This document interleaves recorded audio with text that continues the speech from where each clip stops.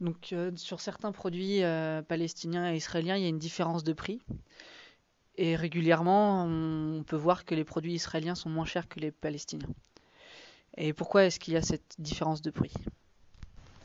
Mais en général, il y a normalement les produits israéliens sont plus, deux ou trois fois plus chers que les produits palestiniens. Et là, je parle de produits agricoles.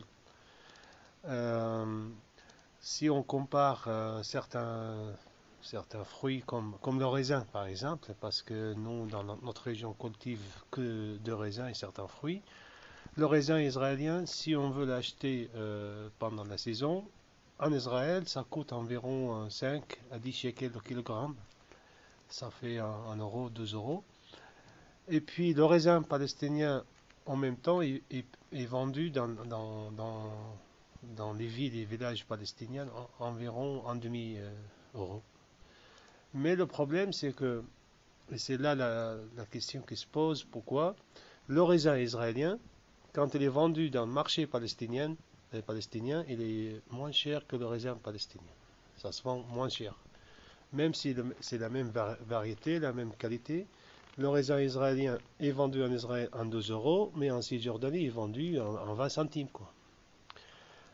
Pour nous, on comprend bien pourquoi, parce que devant nous, il faut savoir bien qu'on vit sous l'occupation israélienne. Et l'occupation israélienne, ce n'est pas seulement une occupation militaire, mais c'est aussi une occupation économique. Ça veut dire il y a une sorte de guerre entre nous et les Israéliens qu'on ne voit pas. On ne peut pas voir ça sur la télé, ni dans les journaux, ni rien du tout. Il faut vivre ici pour pouvoir remarquer cette sorte de guerre qui existe. C'est la guerre économique. L'objectif, évidemment, c'est d'essayer de limiter le maximum possible le nombre de Palestiniens en Cisjordanie. Quand ils frappent les paysans qui représentent 25% de la population palestinienne, et là, donc, les paysans, à un moment donné, ils vont penser à partir, à quitter, à aller travailler, à aller trouver du travail ailleurs, dans les pays arabes voisins, ou bien en Europe, ou aux États-Unis. On remarque qu'il y a beaucoup de jeunes qui sont les enfants des paysans, que leur projet dans la vie maintenant devient l'immigration, chercher un travail ailleurs. C'est l'objectif d'Israël.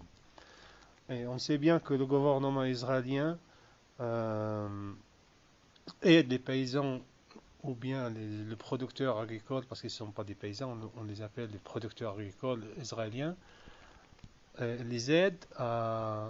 Ils financent aussi beaucoup de charges des paysans israéliens quand ils vendent leurs produits en Cisjordanie, Ils sont subventionnés. évidemment. C'est toujours la même chose, cette politique économique. Ils frappent, comme je viens de le dire, les paysans pour essayer, parce que notre combat aussi, c'est la terre, quoi. Qui prend cette terre, quoi. Et selon la loi israélienne, le gouvernement israélien ou l'armée israélienne se donne le droit de confisquer n'importe quelle parcelle s'il n'est pas cultivé pendant 3 ans, quoi. Donc ils prennent des photos des fois quand ils veulent confisquer un champ, ils prennent des photos pendant 3 ans et après ils déclarent que cette terre appartient à l'armée au gouvernement israélien. Et là, si on proteste, nous, les vrais propriétaires, ils montrent les photos que cette terre n'a pas été cultivée pendant 3 ans. C'est la politique en Israël. C'est leur façon, une des façons pour confisquer la terre en Palestine. Donc, ils essayent que les paysans aussi abandonnent leurs parcelles, leurs champs, pour qu'ils puissent, entre guillemets, juridiquement confisquer ces terres. Il y a certains endroits où, quand on est au pied des colonies, mais ils ont mis des barbelés autour de la colonie et un autre grillage un peu plus loin, quoi, qui s'appelle le grillage de sécurité. Et entre les deux grillages, il y a des parcelles qui appartiennent aux Palestiniens et là, il faut une autorisation pour aller ramasser, travailler là-bas. C'est ça le problème. Là, donc, le paysan finit à un moment donné à laisser leur champ parce que c'est pas facile, hein. Surtout quand c'est cultivé en raisin. Il faut travailler tout le temps, quoi. Sinon, l'autre chose, l'autre moyen, c'est quand tu as un parcelle où tu as des raisins et tu n'arrives pas à le vendre.